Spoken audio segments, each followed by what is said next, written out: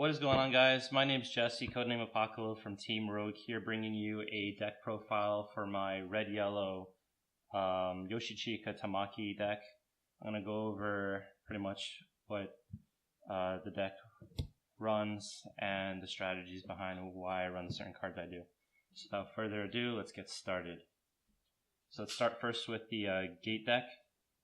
My gate deck is pretty simple. It runs the 2 through 5 gates, but I swapped out the 1 gate for the 6 gates because the 6 gate, the 1 gate basically gives you 3 stock, which is net 1 draw card, whereas the 6 gate gives you a stock, a mill, and lets you draw. So this is technically a 1.3 when you hit it. So that's pretty much the only change to the gate deck that I have.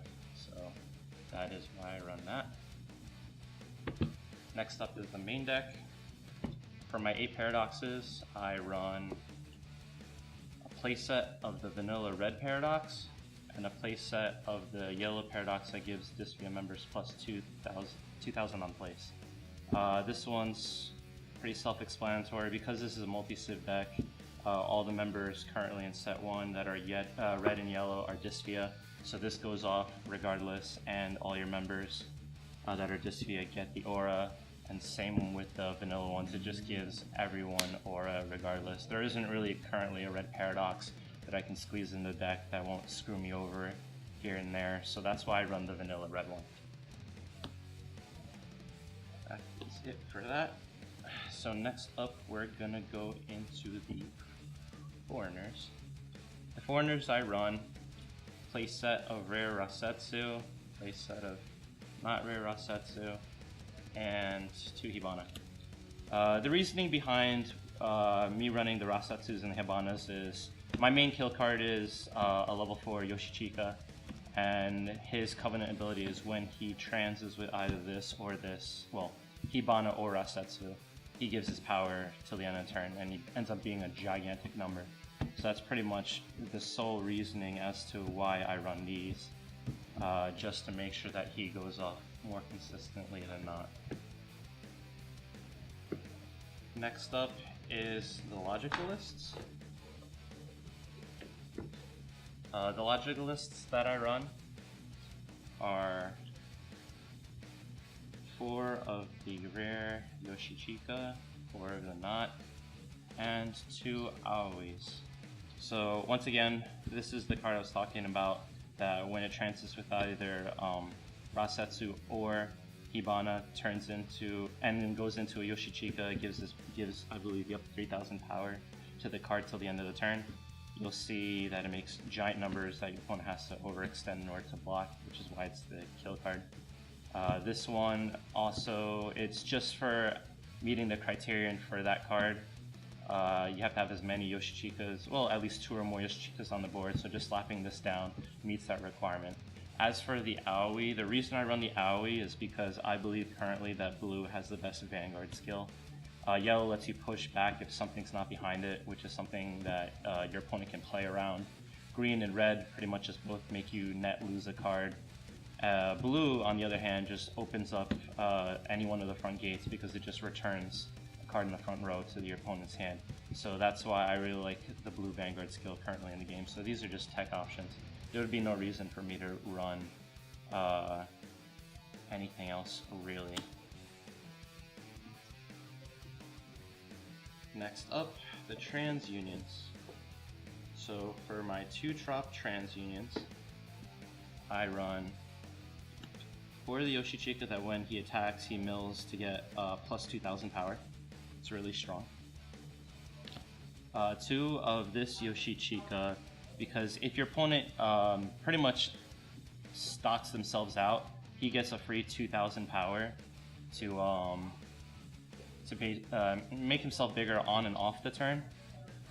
And then my other tech option is, well, starting for the yellow cards, is the Wally Tamaki. The reason why I'm running Tamaki is because Yoshichika is very aggressive, doesn't really have any fallback plans on defense. So the only yellows I run besides the paradoxes are Tamaki trans unions, which generally protect me off my turn, because if I didn't have anything to wall me off my turn, the deck kind of just gets rolled over easily. So these, as for Tamakis that are level 2, are really good because you just mill their 9,000 power off the turn. So this is why I use this Tamaki in particular. Next up are the level 3 TransUnions. And the level 3 TransUnions I run are the Yoshichika that when he defeats a card that's a level higher than him, he gets to restand. So this is actually one of my 2 kill options that I use to go for game. Especially endgame when your opponent starts slapping down more 4s on the field. He'll be able to restand, kill another card, and then clear up the gate, whatever's on top of the gates to have the little guys pretty much peck out the gate, the rest of the gates, and go for game. So I really like this card, especially with his ability to give +2 to something, and then +2 to himself, and -2,000 to something else. That's really strong, and you get to draw a card. So this is one of my 2 kill options. I'll go over the other kill option later.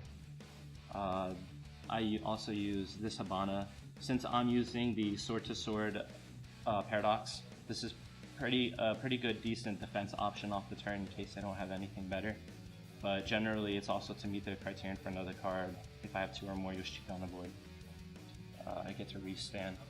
And my last option is the Wally Tamaki for level 3s. This one's really good on defense. It pretty much becomes a 10 with its ability, and could be an 11 with its ability.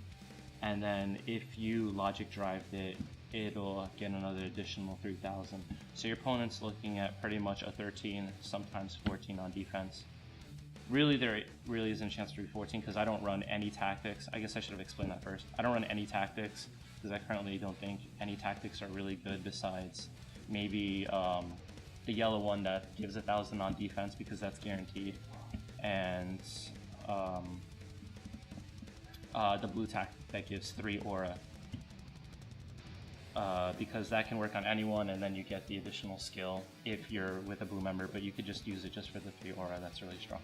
So I'm not running tactics in this deck because I'm not relying on the yellow tactic because I really, even though these are my walls, they kind of do a good enough job as it is.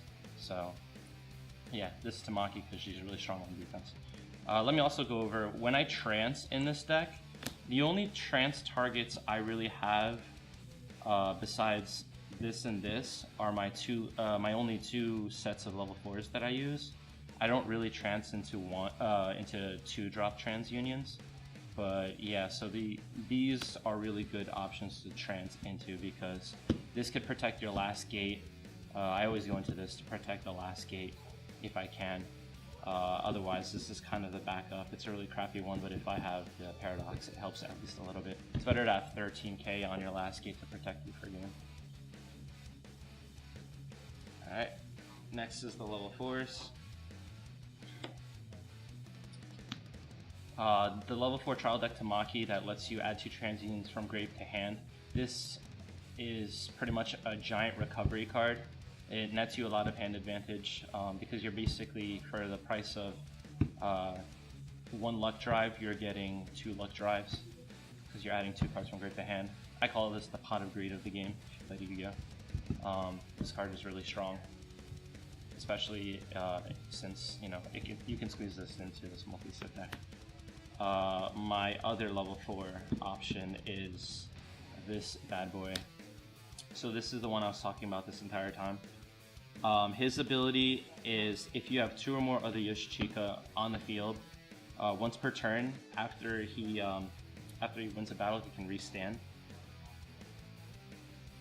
At the beginning of the end of battle, this monster attack. Yep. So you can read pretty much the details on this side of the screen, but generally he'll get to restand, and so he'll be a 12k base. He gives himself 4,000 power for the logic drive, so that's already 16. And then if you TransUnion into the Covenant, with the Covenant Yoshichika into this, you're swinging with a 19 that pretty much restands once per turn. So 19 is huge. Even when your opponent has like a good wall card like the Tamaki I was talking about for my level 3s, a 13 or a 14, it's still like magic number. You just stop the drop of 5. Even if they intercept, they still have to use their limits first before you do. So this is why 19 is a pretty good magic number, especially for reasons I stated just now. So this is my other kill option. So the only thing I trans into in my deck are the level 3 Tamaki, the other Yoshichika if my opponent has a lot of level 4s, and these guys are like not in deck, they're in level zone or gauge, whatever. So these are the only 4 things I really target when I go into transit. And for my last, and certainly definitely not least, cards in the deck are the Overtrans Yoshichikas. Clearly I can't go into this card because I don't run the Cerebral Stimulation Yoshichika, and clearly this isn't a Force deck. But the reason why I like running this card, and you'll see that I played a match against the Chloe deck against KamiSays. I pretty much lost because he drew all the paradoxes and I did not. So this is pretty much like having 2 more paradoxes in your deck, because its ability is when it enters the battle zone, not only do you get the 2 limit, but you also get to take a paradox and flip it face down, either yours or your opponent's. So it keeps the fight a physical fight, so that this guy pretty much will win. That's why I call it like the 9th and 10th paradox, because it pretty much just does that job alone. And if you drew earlier in the game a lot of paradoxes, then you could just safely put these into your level zone. But if you ever run into like the paradox dryness that I ran into, these are really good techs. And that's pretty much why I run them. They're really strong for that sole purpose. Any deck that has fear of losing to paradox fights can just tech this, because there's really nothing wrong with it. You just slap it down to your battle zone. You get 2 more limit, and you get to destroy paradox. So a good tech in any deck that likes to win via physical fights. And that's about it, guys. If you have any comments or questions, you can drop them down in the comment section. Give us a like and subscribe, and I'll see you guys next time. Peace.